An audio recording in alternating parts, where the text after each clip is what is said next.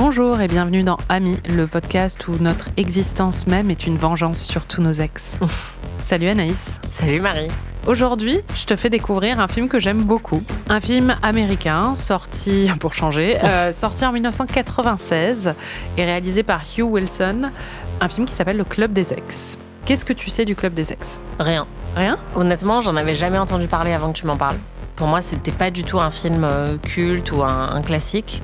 Depuis, comme tu m'en as déjà parlé à plusieurs reprises, je sais que c'est un film qui est assez mordant. Enfin, c'est une comédie, j'imagine.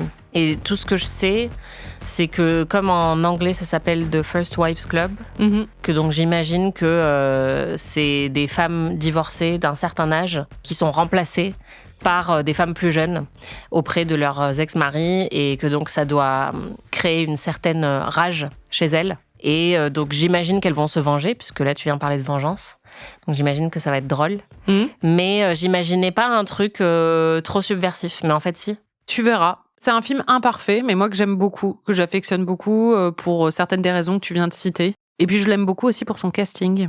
Je ne sais pas si tu sais qui joue dans le Club des Ex. Pas du tout, mais je pense qu'il y a au moins... Enfin, en fait, je me souviens que j'avais vu l'affiche, je l'ai su il y a un moment. Il doit y avoir au moins une meuf vieille et stylée, de type Jane Fonda ou Lily Tomlin, enfin quelqu'un comme ça. Et je sais aussi que dans la saison précédente, la saison 90s, en fait, t'as hésité entre ce film-là et Beignets de tomates vertes la même semaine, donc en mettant les deux en parallèle, quoi. En disant qu'il y avait c'est des énergies un peu similaires. Ouais, parce que c'est misandre. Et puis c'est des films de sororité et tout ça, et je sais que t'en avais marre de mes trucs romantiques, donc voilà.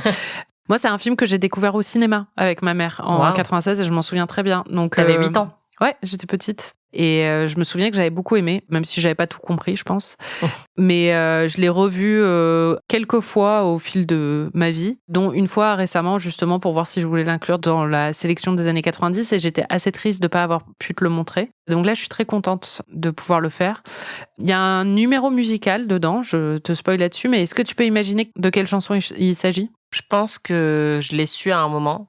Mais là, évidemment, maintenant que tu me poses la question, je le sais plus. Mais je sais que je l'ai su à un moment. Est-ce que tu as des questions ?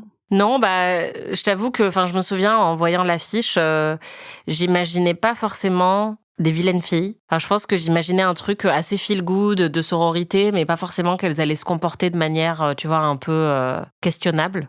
Mais si c'est le cas, j'ai très très hâte de voir ça. Pour moi, après, on a une définition qui peut être large de vilaine fille, mais c'est des femmes qui peuvent être un peu subversives. Cool. Enfin bon, d'une certaine manière, ouais. On verra.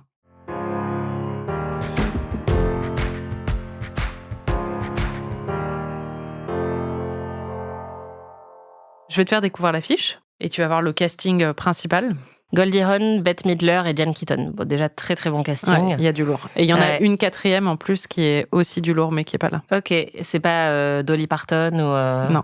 Trop bien. Un jour ou l'autre, vous y viendrez. Ah oui, ça, c'est sûr. Au Club des Ex, évidemment. Déjà, elles sont toutes les trois en tailleur, donc j'aime bien. Et elles sont toutes les trois assises sur un truc, mais j'arrive pas trop à voir ce que c'est. On dirait une colonne, genre architecturale, quoi. Tu penses que ça se passe où ? Aux États-Unis ? À Washington. Ok. Je dis ça parce qu'elles sont habillées en costard. Mais... Et dans quel genre de milieu ? Dans un milieu plutôt bourgeois, j'imagine. Enfin là, elles sont toutes habillées de manière assez chic, très bien coiffées.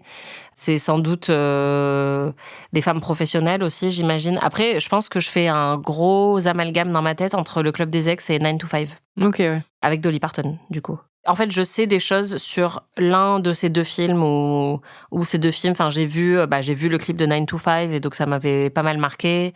Donc j'imagine que là aussi, il y a une histoire peut-être de travail, en fait, ou de milieu professionnel ou de milieu un peu huppé. Mais peut-être que je me trompe totalement. Parce que 9 to 5, je crois qu'elles veulent tuer leur boss, non ? C'est un truc comme ça, ou se venger de leur boss. Ah ouais, Je l'ai pas vu. Donc honnêtement, je sais très très peu de choses, mais j'aime beaucoup ces trois actrices. Donc j'ai très hâte de voir le film. On va le voir. Est-ce que, si j'ai une question, c'est quand le film commence, elles sont encore avec leurs ex et la rupture se produit au cours du film, ou elles sont toutes séparées au moment du début du film ? Je me souviens plus exactement. Il y en a certaines qui sont séparées déjà, j'en suis sûre. Ok, genre il doit y en avoir une qui rejoint le club à ce moment-là et c'est l'occasion de se venger ou un truc comme ça. Ouais, je sais plus exactement. L'élément déclencheur, c'est pas nécessairement une rupture, mais c'est lié à la façon dont leurs ex les traitent. Bon, écoute, j'espère que ça va me plaire. Moi aussi. On y va. On me dit que c'est disponible sur Prime, donc si vous voulez vous préparer à cet épisode en même temps que moi, regardez le film et on en reparle dans quelques jours.